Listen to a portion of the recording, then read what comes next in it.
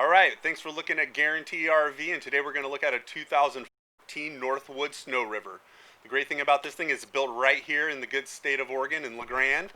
As we walk around this thing, you're going to see a lot of great features, like a lot of good storage on the front, a couple of the slide, the back.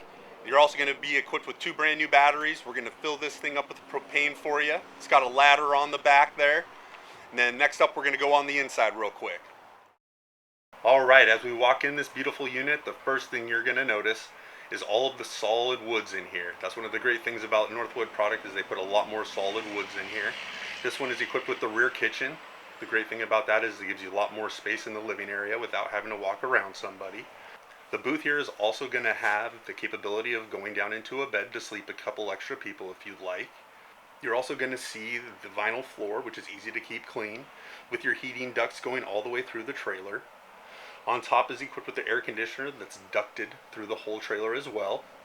As you walk back into the bathroom, you're going to see you have a walk-in shower with a skylight above it. You're also going to have all those solid woods that we talked about earlier, as well as your commode.